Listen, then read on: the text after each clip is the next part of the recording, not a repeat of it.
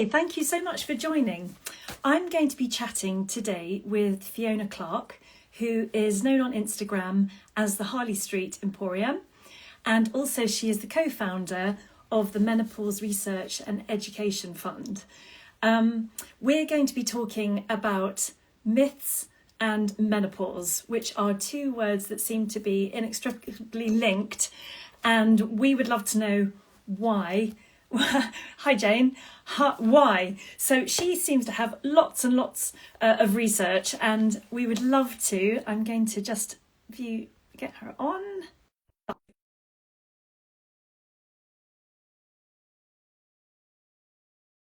Linking up.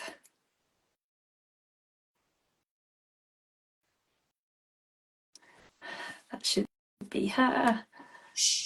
Hi Fiona. Hello, gorgeous. How are you? I'm very, very well. Hello, and hello, lovely Jane. How are you? You will hear my dog barking in the background. That is just what she does. I'm Well, sorry. I hope so. Well, it means we're all real here. I'm trying to get myself in the picture. Now we met each other at the brilliant premiere of Tamsin Fadal's M Factor film, which was incredible, wasn't it? Yeah, I was impressed. I was very I was worried a little bit before I went in. I wasn't sure exactly what I was going to get, whether or not it'd be a very sort of commercial and not necessarily fact-based, but it was good. It was good. I enjoyed it. It's a shame that it can't be made or you can't see it easily here. Yes, shame that you weren't there, Jane. Yeah, yes, it was. And how do people go and see it? How do people access I that? think that if you might be able to download it if you download the PBS app. Yeah. But I'm not sure whether or not there are geographical, boundaries as to where it can or can't be watched. Yeah. But it is these are the sorts of things that really need to be made free and available. I have a bit of a bee in my bonnet at the moment about free access to information, and this comes from my journalistic past and from I spent years on the Australia's equivalent of Newsnight.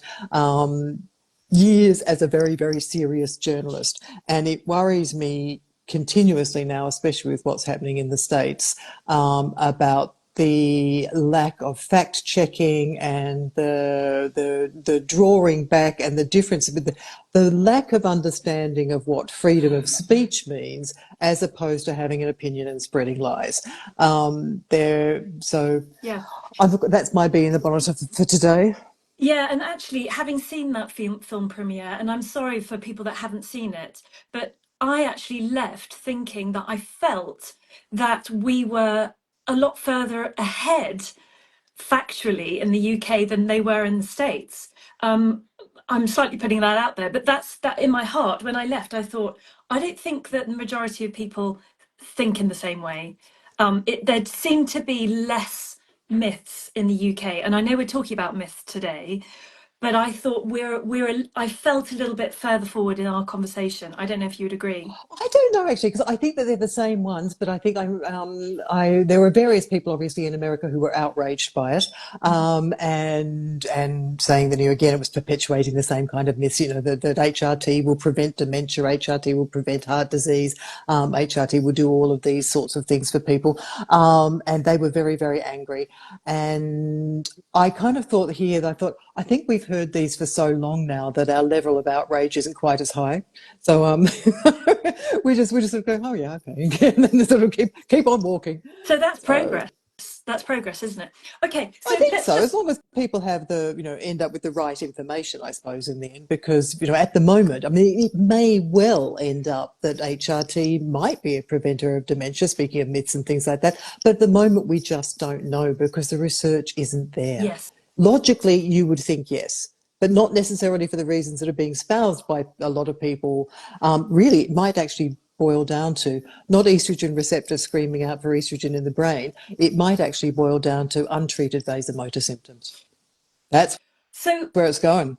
okay, so without sounding like a ghastly conspiracy Yes. theorist, how do you feel about the idea that HRT, obviously it's not a silver bullet for everybody, but it does clear up many symptoms for midlife women.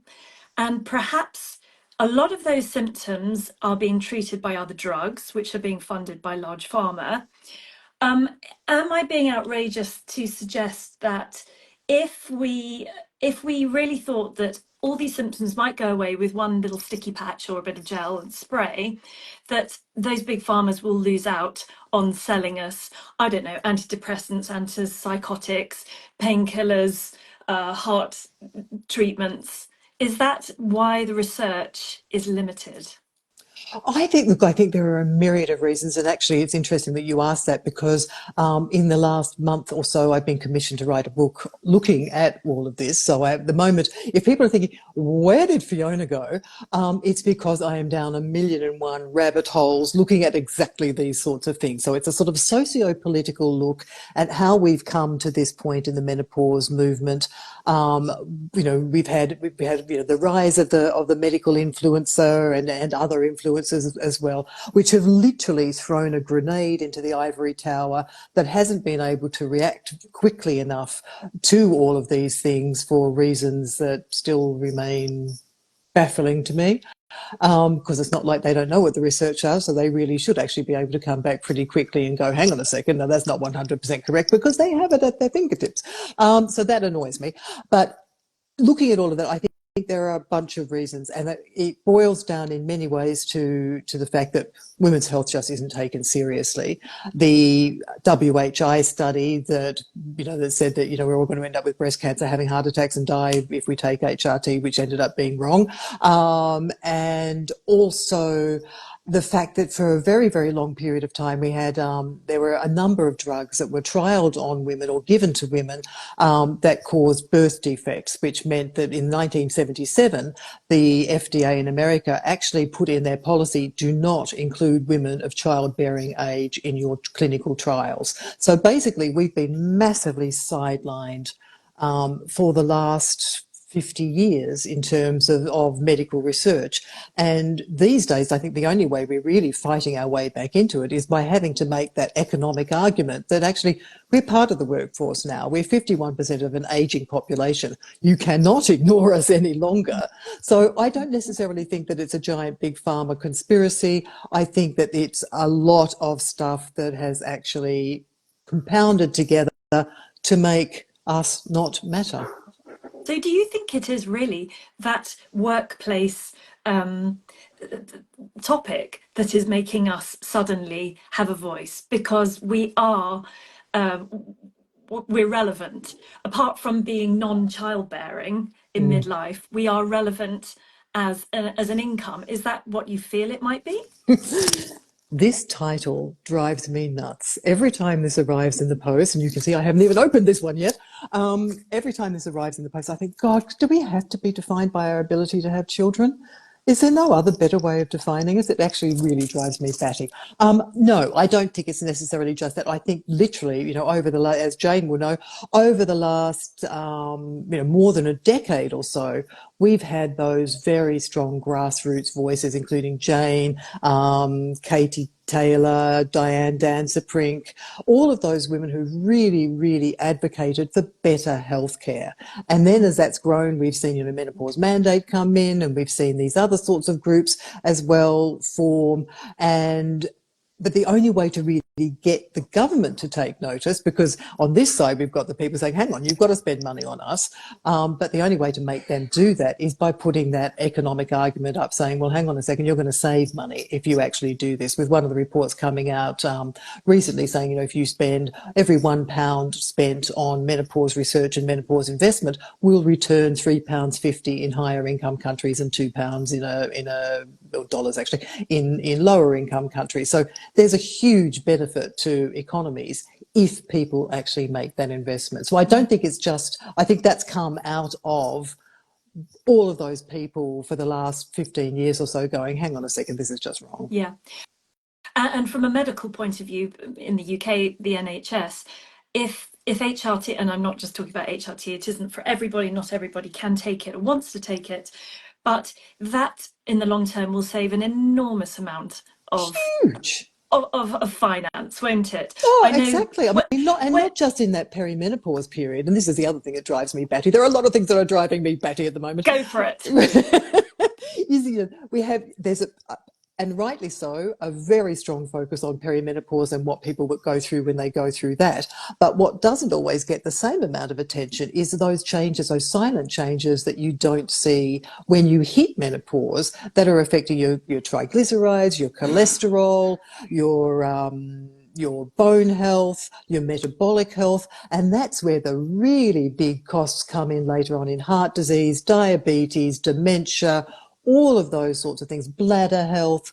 They're the things that we don't pay a lot of attention to that really need a focus shifted on them, because the things that we start doing now in our 40s and 50s will make a huge difference to what happens to us in our 60s, 70s, 80s and 90s, where we spend the next 30, 40 years of our lives. Yeah, and And I don't want to spend those without good quality of life. yes, quite. And actually, there's a lovely phrase which I tend to use, and I think it's quite impactful, which is training for your old lady body, Yeah. and really taking care of that much earlier than perhaps we might have ever done before. So Yes. thinking about it in our 40s and 50s and so on. I'm 52. So but I think that one of the sort of when we're talking about myths, one of the problems seems to be that a lot of people know what's going on with their own bodies, and when they go to a medical professional, they are pushed away. And there's a sort of there's a gaping hole there. And why is that? Why are we getting that pushback sometimes when perhaps we don't have the typical symptoms like hot flushes? I've never had one in my life, but I have everything else. So it's Yeah. confusing. Why do we get that pushback? Where does that come from? Lack of education, and this is menopause and education. I can't even say the name of my own charity. Menopause Research and Education Fund runs courses for healthcare professionals to try and address these lack of education. And I think the thing that struck me when I so I was before I came here, I was living in Russia. To get my visa to come to the UK, I had to fly back to Sydney to be fingerprinted, as you do. That didn't cost much and wasn't environmentally unfriendly. Got back there, and that was when I was just turning 50. And so I went to see my GP of old and said to him, "You're probably not going to believe this, but I'm actually less tolerant than I normally am." And to which he sort of commiserated with me and my husband, because tolerance is not my favourite. I'm not known for tolerance. And so he eventually, I said, "Look, I think it's menopause." And he said, "Great, no problems." Took a blood test, even though he didn't really need to at that stage, which came back with a follicle stimulating hormone level that he literally reacted to as, Jesus Christ, talk about trying to flog a dead horse in his best Australian accent. And to which I thought, lucky I know you well, because a lot of women may not have laughed at that. No. No, probably not. But, I walked out with a script of HRT. When I got here to have it renewed, I literally had the GP here say to me, "Well, what do you want to do that for? You're just prolonging the inevitable." And I kind of thought, oh, here we go. So how Um, long ago was that, Fiona? Just that just for a was reference. 10 years ago. Yeah. Okay. Yeah. So, yeah, interesting. So that lack of education. So this is what we actually do. When we run that course, the first thing Dr. Jane Balfour and I do is run through a list of 30 myths and misconceptions, so people can compare at the end what they thought at the beginning of the course. And a lot of it is to do with those sorts of things. Because at the moment, really, when you look at it, while we've got these ever-growing lists of what might be a symptom associated with menopause, the only two that are really documented and known are changes to your periods and the vasomotor symptoms, and perhaps mood swings, depending on which country you're in, or mood issues. So that's why they're sort of quite narrow. It's sort of like, oh, well, you haven't got changes to your periods and you haven't got vasomotor symptoms. And I didn't have changes to my periods until literally about 3 months before they stopped. Not a single thing. And like you, I was hot at night, but I only remember having one drenching sweat moment, other than that, I didn't really have them either. So Yeah, yeah, and it's just that Jane's lack of just put up education. there. Yeah, Mm. Jane. So that was 10 years ago for you. 5 years ago for me, I did exactly that. Went to the doctor saying I felt miserable and everything else, and he offered me antidepressants, which I didn't take. And Mm. there's nothing against any antidepressant taking community, but I definitely didn't need them. I needed HRT. So that's yours. Your situation was 10 years ago. That was 5 years ago. Where do you think we are today? I honestly don't think that we've necessarily moved all that much further forward when Oh it comes to that. We have to God, have, I know, I seriously don't. I think we really? have to have mandatory catch up education. It's great that we've now got, this will be the first year of medical students going through who are getting some form of menopause training. Yeah. But This yeah, is the we, first year. Did you just, yes, sorry, say that again. This is the this first year. is the first year. Diane, a few years ago, Diane Danzebrink from Menopause Support did a freedom of information request to to medical schools across the country, and found that the vast majority of them, I can't remember the actual figures now, had no mandatory menopause training. There were options that students could go into, and I think the university that did the best was Edinburgh, and that offered 1 hour in an entire medical degree. So this will be the first year from starting in September 24 that these kids are going to get any training on menopause, but we don't know what's on the syllabus. And we also don't know what's on the syllabus in schools. They're now getting education, but we don't know what they're actually being taught Yeah, or that's how well it's being absolutely. taught because Yeah, there are no yeah, proper resources. yeah. It is utterly frightening. So, so that was why you set up the Menopause Research Education Fund, the charity that you It was have. one of the reasons, yeah. I think, though, during COVID and things, I was doing interviews nearly every night with menopause experts, and it would get to a certain point in every conversation where I'd say, "What do we know about the evidence for this?" Because apart from being a journalist, I also have a degree in anatomy and physiology, so Yes. evidence means a lot to me. Yeah, So, yeah, of course. and we get to that sort of point, and they'd always say, well, we don't because research hasn't been done. And that after a period of time, that really started to annoy me. And it got to the point where sort of about 18 months ago, I said to Vikram Tadalika, who's a reproductive health specialist at UCL, and Diane, I said, I know you might think I'm crazy, but I think maybe we should actually set up something that raises money for research and see whether or not we can actually get this changed. Because at the moment, between April, generally overall, since the National Institute for Health and Research was set up in 1993, the amount of money they have spent in terms of menopause studies is 0.3% of their entire budget, which Oh, is pretty, yeah. And look at the year 2020, April 22 to April 23, they commissioned just over, I think, 853 studies, and it was a good year. 26 of them were on menopause out of 853 of them. But again, it was 0.3% of the budget that went, or 0.29% of the budget that went on menopause research. So clearly, while we have a lot of talk going on, we've got a lot of policy going on, and we've got a lot of people, saying all of these sorts of things in government, the money isn't following, and that needs to change. So actually, I've launched a petition saying, can you please guarantee that that 5% will go, at least 3%. I'm not being greedy, no. at least 3% will I do. mean, I'd Yeah, say that's shy. yeah, Yeah. yeah, yeah. It's not over the top, really, when you consider all of those aspects of, Mm. as averages, dementia, heart disease, metabolic disease, all of those, bone health, which costs a huge amount of money. Fragility factors cost the economy bonkers amounts. So, Yeah, and it leads to worth, it leads to fatalities, all sorts of things. So, yeah, I mean, this is for half the people in the world, Fiona. So, yes. for us, we're not. I'm not a medical professional. You obviously you've got a background in medical aspects. For us that are invested and interested in listening, talking, researching, and advocating about menopause, we're all invested and we're talking about it every day. How do we reach the people that aren't tuned in? How does the average woman on the street who isn't on Instagram and isn't on Instagram or Facebook with menopause written in the titles, how do they get this information? Because I know that even 5 years ago, and I'm a pretty connected person, I stay on top of things. I didn't know what was happening. And I don't live in a hole, I didn't know what was going on. 5 years ago, a lot's changed. Yes, it has. But as you said, things haven't moved on for everyone. So how do we reach the people that aren't tuned in? Yeah, it's a very, very good question. And the it's interesting because there were recommendations saying that went to government saying we need to have a public health campaign, and they rejected it.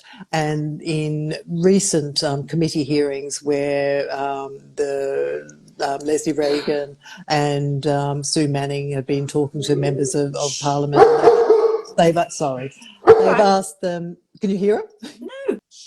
No, can you? Oh, okay, good. They've asked whether or not we should have a public health campaign. They've gone, oh, no, I don't think so. And while I was listening to them, I was thinking, no. I mean, every time I go to a conference or anywhere where real people are, Yeah. I mean, even if you watch the beginning of that panorama thing where you've got, people spending 150 quid a month on supplements and stuff because they don't know what's wrong with them. And we've Yeah. got, communities of, especially, people who are, the lower socioeconomic, people of colour, various areas where literally, culturally or economically, they just don't get the same level of service. So I think it is a bubble, and I do think that we need a public health campaign. We need way more than what we've got. Yeah, absolutely. I do too. It's sort of posters on the tube, posters on the billboards. It's got to be just a grassroots campaign, hasn't it? Yeah. Because I'm amazed sometimes when I'm in, sort of coffee morning circles, without sounding so like dreadful and smug, like I sit around doing that all day. I don't. But I'm always amazed at how surprised people are when you tell them a fact. Yes. It's they've heard it for the first time, and I think, God, did you not know that? But actually, I didn't know it either, because you don't know what you don't know, right? No, exactly. You don't know what you don't know. And then to expect people to say, oh, well, you should go off and do your own research. But if you don't know what's going on with you, you've got no idea of what it is you should actually be researching. Yeah. And so, Fiona, bringing it all the way back down to the younger people, how in schools it's being taught, we don't know exactly what's being taught, but in your experience, are younger people more in tune now? That's a good one, isn't it? My son got married last July, and there was a sort of, I guess she was sort of late 30s, coming into her 40s woman there who watches some of my Instagram lives for some unknown reason. And she came up and she said to me, so tell me, is menopause really that bad? She's a lawyer, and she was just sort of sort of like direct to the point. Yeah. And she said, give me the selling points. And so I've sort of reeled off the things that people say are better about menopause, and I can see you're thinking, Yeah, what so, are those? Can what you are share can you they? share them with the group? No more periods, and you're wiser now. You don't put up Oh, with crap from other people. And she said, well, I don't have problems with periods, and I never put up with crap from anyone anyway. So what else is there? And I was sort of like, oh, okay, clearly I'm not selling this very yeah. well. Um, It's a hard sell. I'd say it is that a was a hard hard sell. sell, though.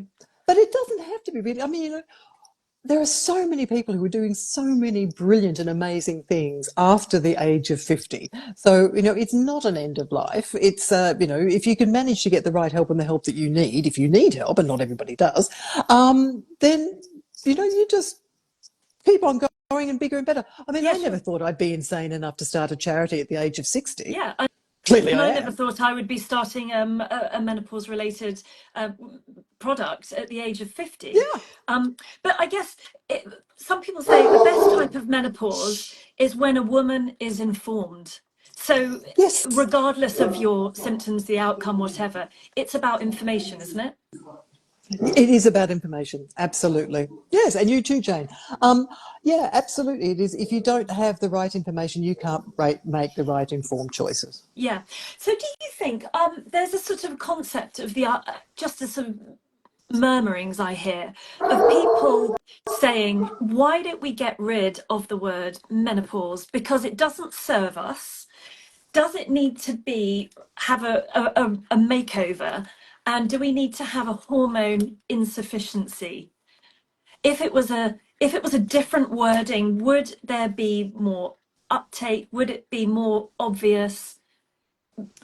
It's an Does that have any it's legs? an Interesting argument, isn't it? And I'm tackling this in one of the chapters because the very lovely Naomi Potter did a post that I got my head snapped off for a few weeks back because I reposted it, and basically it was saying people shouldn't be shamed into shamed about taking HRT or shamed out of taking it because it's natural. And she did a post, and to me it was extremely clear.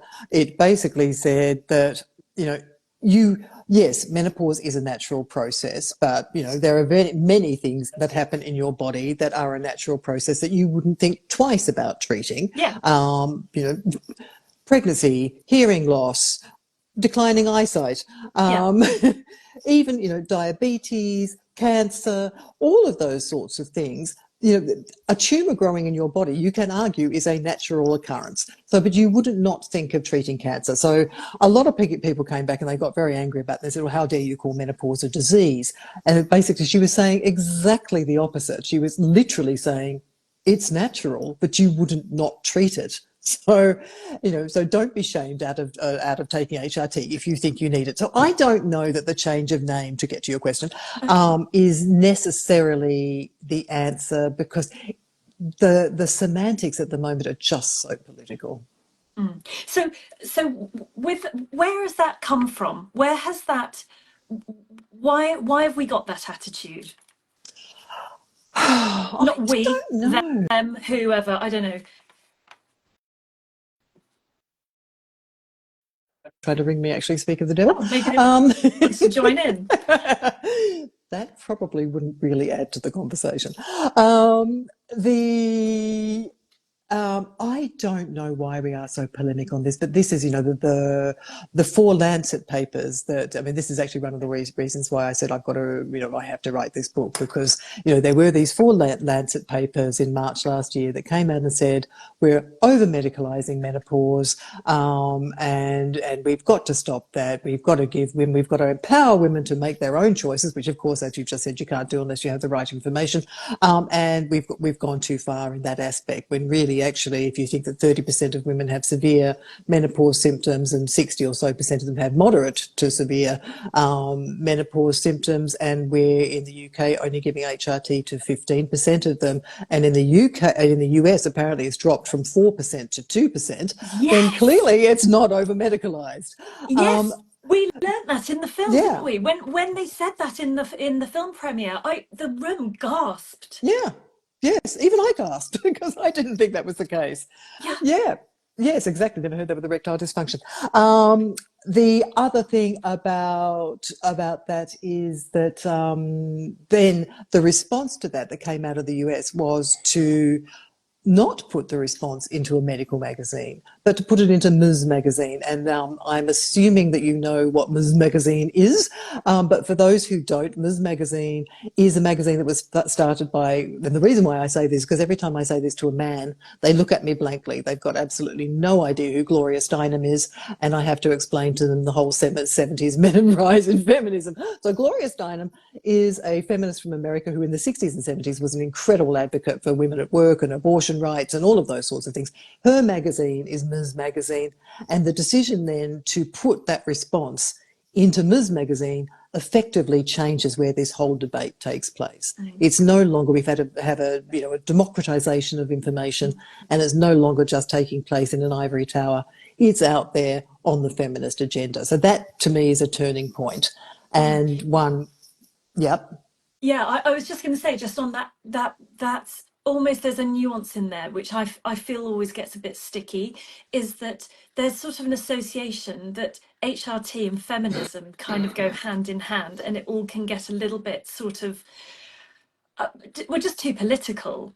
And perhaps is there an argument to say that we need to slightly set our politics aside and we need to come together as womankind and not push against each other to make the Well, I think conversation yeah, louder, those because sometimes it can be divisions, counterproductive. yeah, those divisions, I mean, I suppose it depends on how you view feminism. And, frankly, to me, I can't imagine that any woman actually really isn't a feminist, because I can't imagine that any woman would think that they don't want equal rights at pay, or they don't want equal work, or that they think that female genital mutilation is a fair enough thing to do. So I can't imagine that any woman actually, despite the connotations that go with it, isn't actually really a feminist. But yes, you're right. There has to be a point where it is for the good of all women, because it is for the good of all women. It's for the good of mankind. I mean, Yeah. it's not just us that are affected by menopause. It's everybody around us, our kids, our parents, our partners. It's Mm. everybody. Yeah, and how do you feel that there's also the menopause to consider, and I had a little chat with my GP recently, and he did say to me that at some point within men, their hormones drop off. They become less. They don't fall off a cliff the same way that women's do, but they do decrease. Is that a conversation we should be plumbing into? Is that our conversation? Is that a man's conversation? Should it be a conversation within the menopause sphere?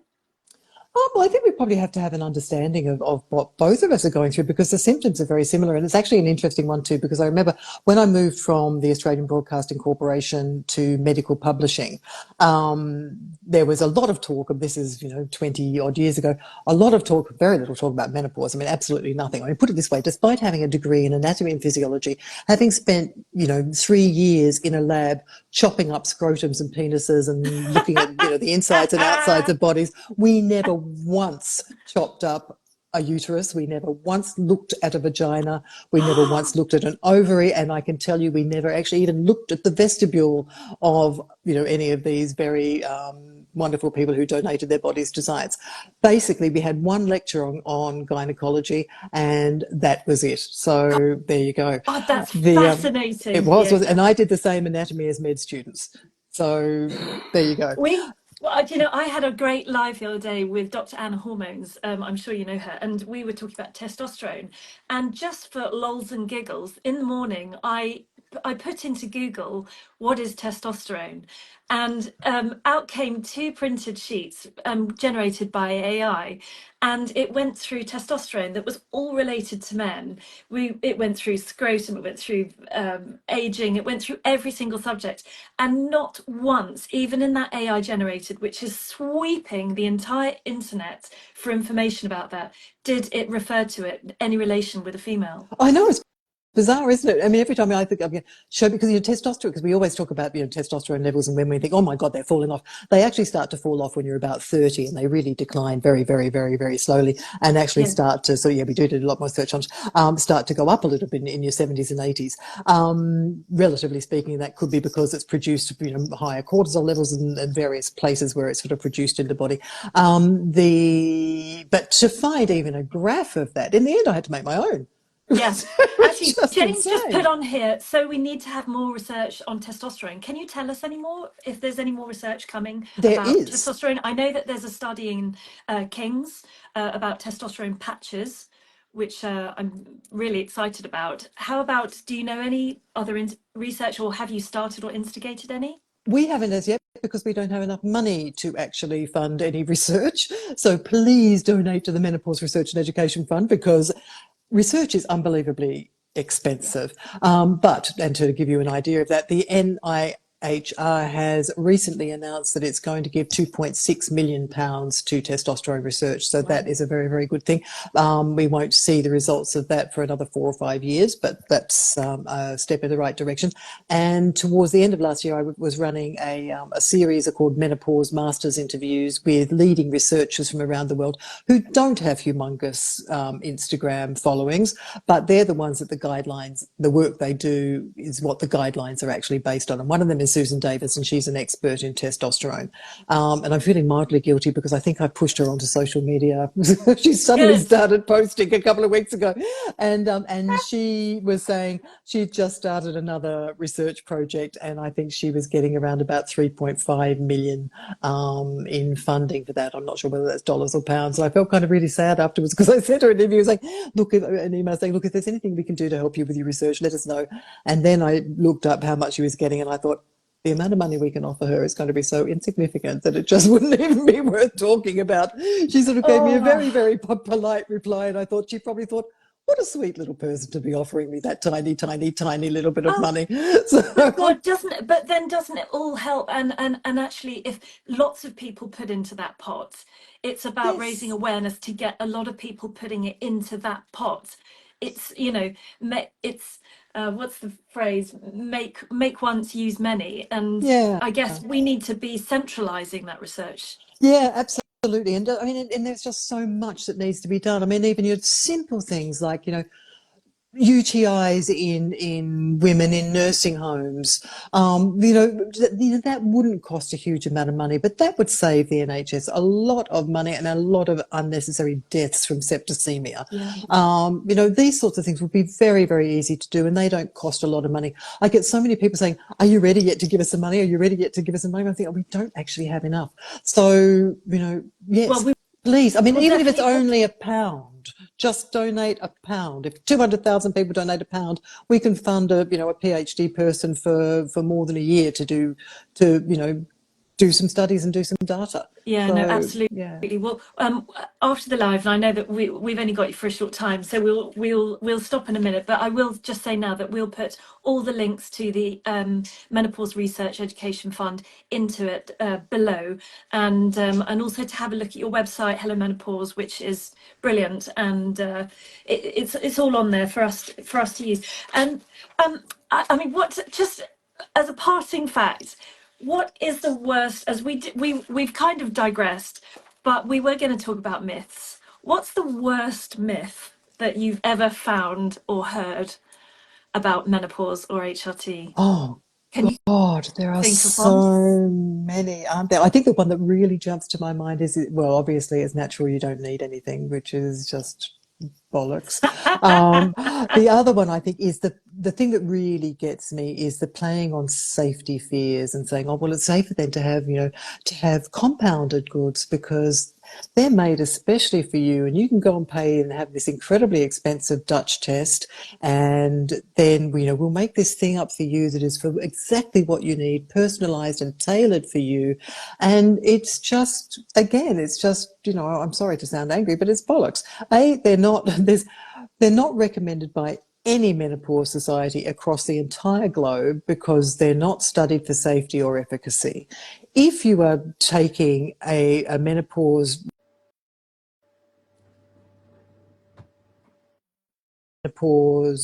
test, a blood test at any one particular time, your hormones every 90 minutes are going like this. So you're getting a picture here of what they are. So whatever they compound for you might either be too little or too much, depending on really on what your fluctuations are doing.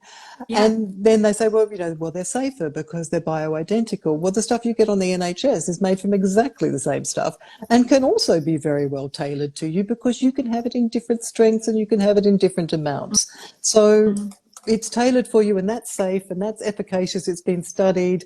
We know what that does. mm. So I think that's probably the one that and we're going to be seeing a lot more of that being pushed, the bioidenticals, over the next couple of years. I see these things popping up all over the place going, the safer alternative. Mm. And but it will Yeah, that cost you a word safe. lot. Yeah. Yeah, that word safe. I remember when my sister-in-law just said to me, "You've been misdiagnosed. You need to have HRT." She's a GP, and I remember saying to my husband, I think I need HRT. And he immediately said, "You can't, it will kill you." I mean, that's on it. I think it will kill you. I mean, this is a long time ago. No one knows anything about anything in our house at that point. None of my friends was on HRT. No one we knew was on HRT. It wasn't conversation. Absolutely frightening. In fact, that's my largest myth. He very much knows that's not true Well, it's now. nice that he was concerned. But that was a myth. It was something that someone had said to him about someone's sister, that someone's cousin, that and these spiral out of control. Yeah. Um, so I guess probably just to sum up, we need to advocate for ourselves. We need to make the conversation louder. What else? Um, we need to make sure that people are getting the evidence-based, correct information so they can make informed decisions. Yeah. Yeah. Yeah, and don't settle. And also, I do think that it's really important for us, because there's so much information out there, to continue to put up our hand and say, I don't understand this. Can you explain it to Yeah. me? Because I know that, and I eat, drink, and breathe this every single day. There's still so much to digest, so much to understand. And it's important to just keep learning, isn't it? Yeah, absolutely. And you do. And the thing, I think also the other thing that strikes me is people are very black and white about what they think, and they get very upset when evidence changes. And sort of say, well, yesterday you told me this, and today you're telling me that. But this is what evidence does. It builds and it does change. And I think actually, I mean, a good example of this is a positive piece of news is that Susan Davis, who I was talking about before, has been analysing before we were told, you can only be on HRT or start HRT within 10 what they call the window of opportunity, so before the age of 60 or within 10 years of your last period. And now they're saying, oh well, actually we're starting to look at that longer term data and data of people who are starting over the age of 60 or outside of that, and actually it's looking like it's not too bad. So things do start to change and they do start to shift. So being flexible and moving with that change as well is important, because things do change. Yes, they do. And I know that in a few weeks, I've had so many conflicting conversations about the concept of having HRT patches to the grave, having them forever. My own GP saying, I think we'll start getting you off these soon. Oh, interesting. Really? You're only Which 52? I'm 52. I'm 52. Yeah, it's extraordinary, isn't I it? mean, many people would only just be starting. Yeah. And this Yeah. is where we find ourselves. And I guess, everyone has to have their own personalized journey, and it's going to be different for every single person. How personalized should we expect our journey to be from the NHS? Well, I mean, there's no reason why it can't be. It's a matter of you take the dose that matches that gives you your best symptom control. Sometimes that's going to have to be changed over a period of time. You may have to up it or down it or whatever, or change whatever you're using. It's not static forever. In terms of whether or not you can stay on it and race into your grave with a gin and tonic in one hand and a patch on the hip, it depends on your health. If your health changes dramatically, then there may be reasons why you have to stop. But other than that, I think they're now starting to think, well, actually, there's not a huge. If you're in good health, then there doesn't seem to be a huge reason. I'm not taking mine off anytime soon. So excuse the pun. I'm sticking with it. Okay, right. Well, listen, Fiona. The work that you do is wonderful, and I will put the links and everything below. Thank you for everyone joining us, and can we talk again? There's so many more things I want to ask you about. One thing, which is your beautiful skin. Which, when I saw you at the premiere, I said, "My God, your skin looks incredible!" And can I say, it still does. So, Thank you. Well, let me give a shout out then to the Skin Diary, and I'll just briefly explain what it is that they do. 5 years ago or so, I said to a bunch of dermatologists and skin doctors, I said, we should be doing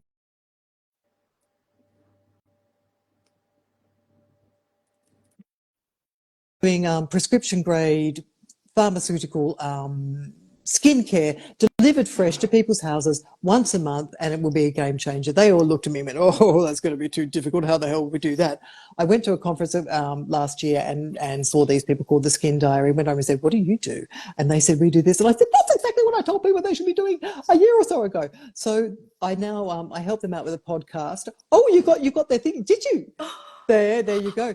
So they I just send want to once look a like you. month. I just want to look like you. That's all. That's Just that's don't. that's my 2025 vision.